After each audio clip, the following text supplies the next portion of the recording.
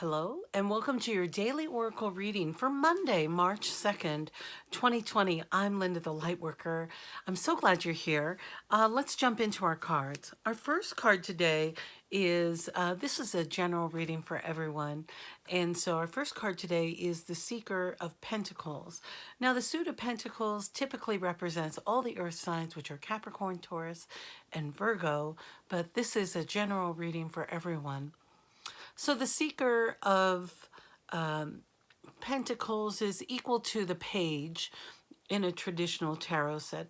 So this guy, this is a young man, and he is trotting off with his horse, and he's got his eye on the money. Do you see how he has his eye up here on the money?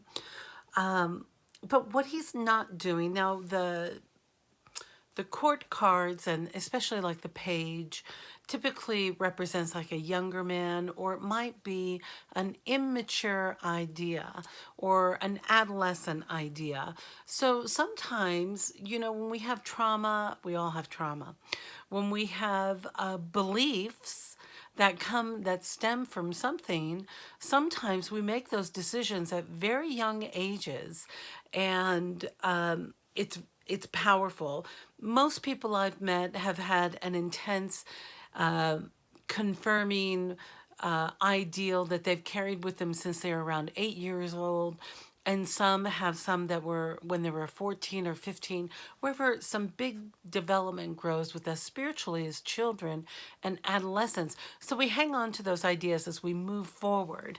And in this card, it's a perfect example of perhaps you are viewing your monetary situation not as clearly as you could. While it's wise to keep your eye on the prize, if you don't pay attention to where you're going to trample all of these fruits of your labor. So it is about being respectful of, or mindful might be a little better, about where you're headed, because this horse is even like, I mean, what's your vehicle? Think of this vehicle is the horse here, and horses are personal power in Native American traditions with the animal medicine. So it is about moving forward. It is important to keep your eye on the prize, but it is also important to pay attention to where you're headed. So if you are only focused on this monetary goal and you're destroying what's in your path, it becomes counterintuitive. And I went to the Mother Peace deck to get two clarifiers came out. First, the Eight of Cups. Yes. Oh my gosh. The Eight of Cups. Now, this is all about this Mercury that's been retrograde in Pisces. I have a Pisces moon, so I understand the depths of that emotion where Pisces can go. Pisces, and we're in the astrological sign of Pisces right now, they can go deep, deep, deep into deep waters. And this eight here has this Eight of Cups is about having all these different emotions in all these different areas of your life, like an octopus with, you know, you could be feeling joyful and playful with one person and get back to your own thoughts when you're private or alone, and then just be crying your eyes out or just in sorrow or grief, and then feel uplifted. I mean, it's just been this roller coaster through all these dark emotions, swimming like an octopus in the sea with all of these emotions everywhere. But they really are, the Chariot card came with it. So that is, they really are your guide. So paying attention to these emotions that are coming up. And there is just a simply honoring them, of noticing, notice first of all, what's your go-to emotion? Where do you head first? That's what I've been doing with myself, because I'm a crier, so I can cry at anything. I should have been an actress because I could cry so easily. Might be helpful in film.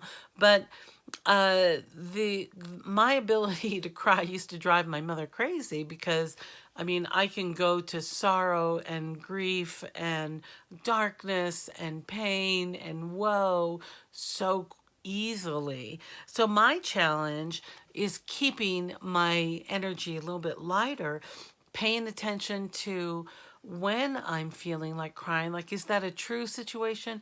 Is that old trauma that's trapped in my body that's trying to come out? And paying attention so that I'm able to grow and expand beyond some of these adolescent beliefs that I might have. This, even though it says the Pentacles about, groundedness and typically all about the first chakra stuff, having income, making money, doing what you can, working, how you are in the world with others. But it can be your values too. Where are your values? What do you value? All food for thought for today. So I went to the Denise Linn Sacred Travelers deck, and again, we get this navigating by the stars. We've had a lot of that, especially during the Mercury retrograde, during this shadowy darkness that Mercury's going through, and through Pisces, it has been navigating through the stars, through your dreams, and it says, follow your bliss. So that's the emotional cue where you're supposed to head. If you don't know intuitively, follow your emotions. Where do you feel your happiest? Where do you feel your bliss? Where do you feel your joy? Maybe you got a new kitten and you need to do a live streaming kitten cam just so that everybody can be as happy watching your kitty as you are. I mean, it doesn't matter where you are and what's going on. What brings you joy? I mean, literally, what makes you feel happy? Where is your personal bliss? And how can you spend more time there? So navigating by the stars means it could be in our dream time, or we need a little bit of clarity to come through as to where our bliss is and how to access it. And our final card today is from the soul coaching cards. So what our soul really wants us to know is that there is abundance. The message here is all my needs are met above and beyond my greatest expectations. All of my needs are met above and beyond my greatest expectations or my wildest dreams. So if you were feeling concerned about abundance and keeping your eye only on the money, pay attention to the abundance that is all around you and everything you have and all that you need and how your needs are being met right now. And notice how good things are flowing into you. And okay, so this picture is full of, looks like pears and plums and apricots and apples and flowers. And let's say you wanted a banana, right? So you can cry that you don't have a banana. But my heavens, you have all these other fruits. Like, look at those pears, look delicious, and plums and apricots. Like, get your mind off the banana and focus on the fruit that you do have. Okay. All right, my guides. Those guys, or they're all around me. I don't know where they are really. It's all coming intuitively. We all are able to tap into our own inner guide. So my hope for you today is that you're able to ground down and have a few moments of meditation where you can dial off, turn off that internal chatter that, especially if it's negative or woeful or concerned, allow it to take a break, put on a break, and allow peace to come into your mind's eye and savor those peaceful moments. And just as you're starting to return back to your body after you've been in this beautiful, blissful place, just feel the abundance all around you and all the goodness that is happening behind the scenes.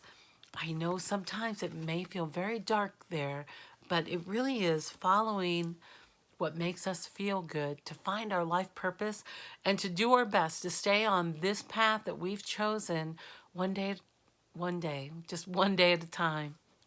All right, my dear, I hope you know how much I love you and how grateful I am that you stopped by my channel. I love our little community here. I know we're small, but I feel very connected to you, and I'm so grateful you support me in this way by watching my videos, sharing and liking and subscribing. All that just helps me to grow this channel so I can do more and more and more of this work, which I love. All right, I love you, and I look forward to seeing you next time.